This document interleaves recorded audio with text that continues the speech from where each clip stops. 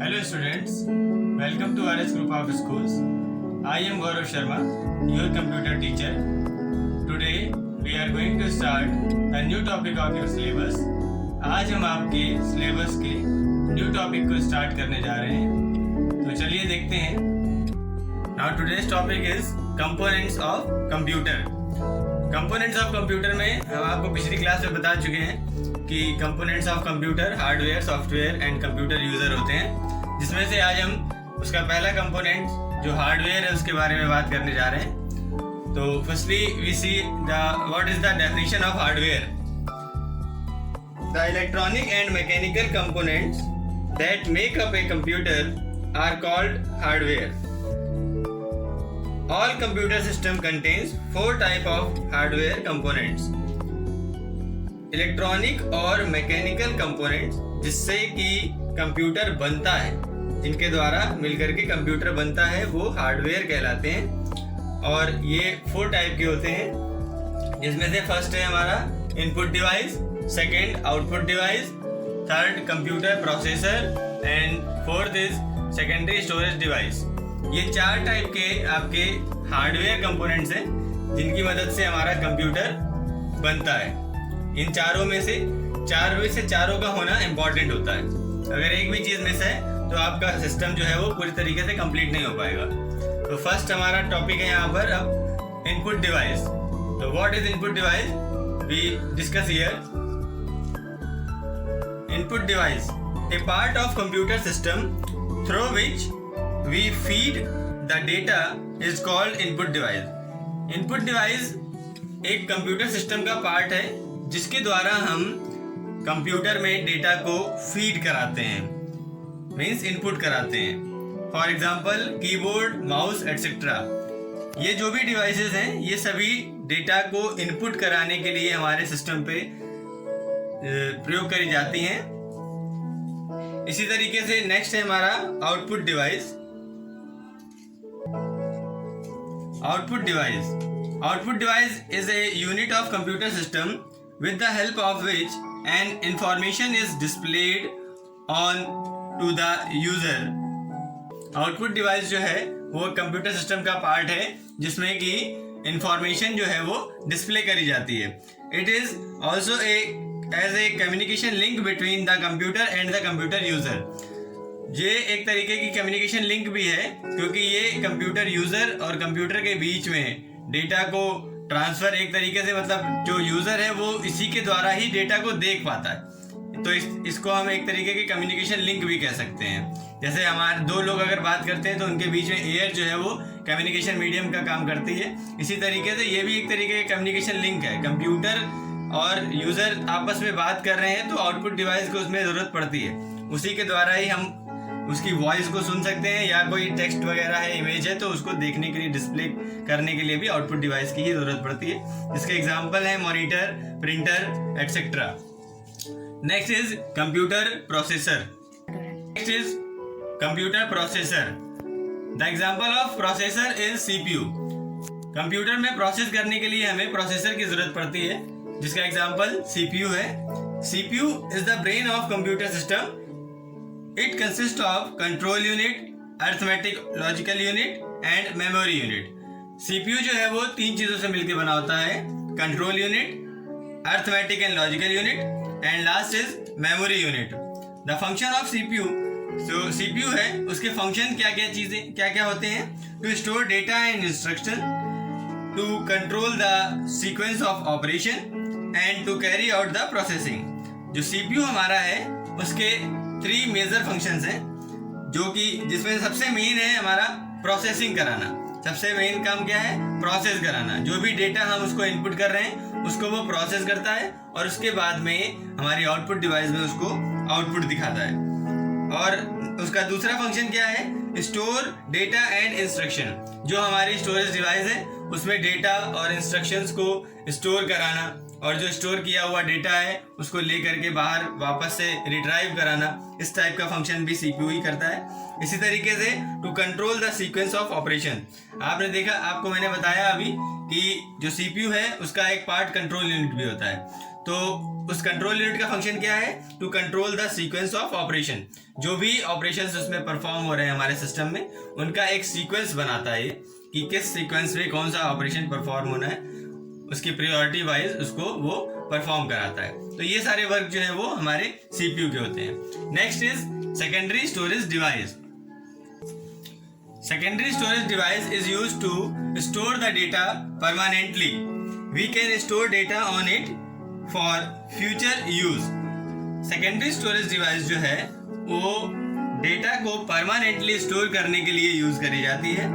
और permanently data store क्यों किया जाता है? ताकि उसको हम फ्यूचर में जरूरत पड़ने पर यूज कर सकें। For example hard disk, CD, DVD etcetera.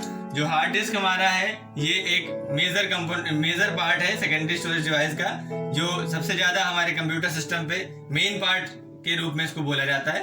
और भी अदर एग्जांपल्स भी हैं, जैसे कि हमारा CD, DVD, पेन ड्राइव, ये सभी हमारे एक तरीके की सेकेंडरी स्टोरेज डिवाइस के रूप में यूज करे जा सकते हैं, जिनमें हम डेटा को परमानेंटली स्टोर कर सकते हैं।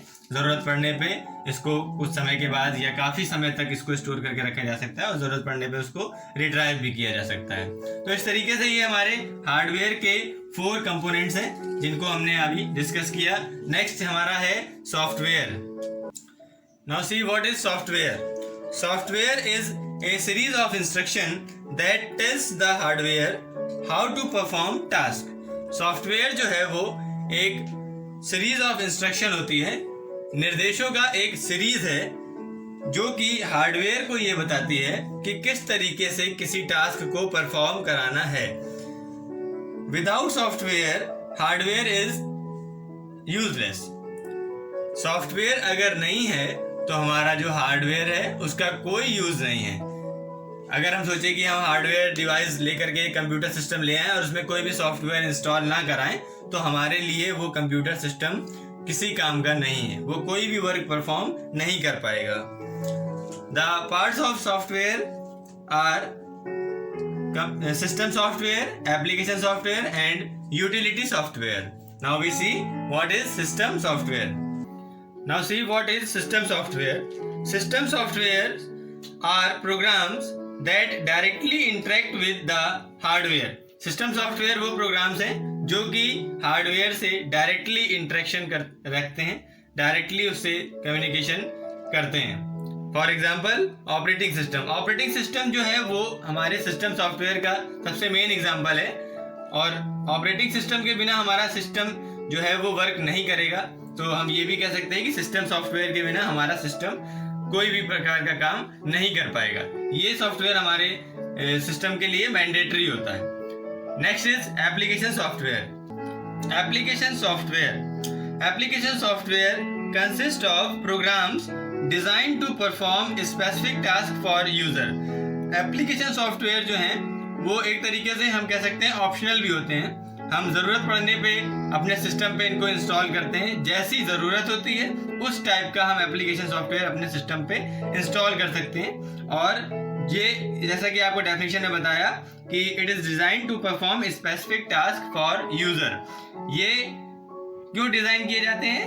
यूज़र की कोई पर्टिकुलर टास्क को परफॉर्म कराने के लिए एप्लीकेशन सॉफ्टवेयर जो है वो इंस्टॉल किए जाते हैं, डिज़ाइन किए जाते हैं। जो सिस्टम सॉफ्टवेयर होता है वो हमारे एप्लीकेशन सॉफ्टवेयर को रन करने के लिए प्लेटफॉर्म प्रोवाइड करता है। मींस एप्लीकेशन सॉफ्टवेयर को चलाने के लिए सिस्टम सॉफ्टवेयर को होना जरूरी है। इसी तरीके से नेक्स्ट हमारा है utility software. Utility software. A utility programme is a type of system software that perform a specific task. Utility software हमारा जो है वो एक टाइप का सिस्टम सॉफ्टवेयर का एक पार्ट बोल सकते हैं इसको। और ये क्यों बनाया जाता है? कोई स्पेसिफिक टास्क को परफॉर्म कराने के लिए। जैसे कि फॉर एग्जांपल इसका एग्जांपल होता है एंटीवायरस।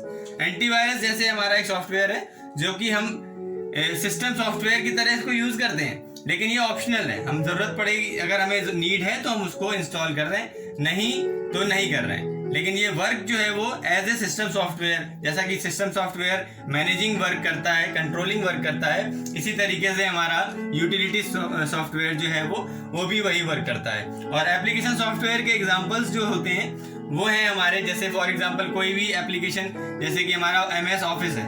MS ऑफिस सभी लोग यूज करते हैं, तो MS ऑफिस के अंदर वर्ड, एक्सेल, पावर पॉइंट इस तरीके के और भी एप्लीकेशंस होती हैं जिनको हम ज़रूरत पड़ने पे जैसी हमारी नीड है उस टाइप का हम सॉफ्टवेयर जो है वहाँ पर रन कराते हैं। इसी तरीके से आजकल आप देखते हैं मोबाइल फ़ोन्स में कई सारी ऐप्स हैं जिनका हम यूज़ करके बहुत सारे वर्क परफॉर्म कर रहे हैं इस समय, तो वो सारे भी एप्लीकेशन सॉफ्टवेयर के अंदर आते हैं, और जो गेम्स वगैरह हैं वो सब भी हमारे एप्लीकेशन सॉफ्टवेयर के एग्जाम्पल्स होते हैं।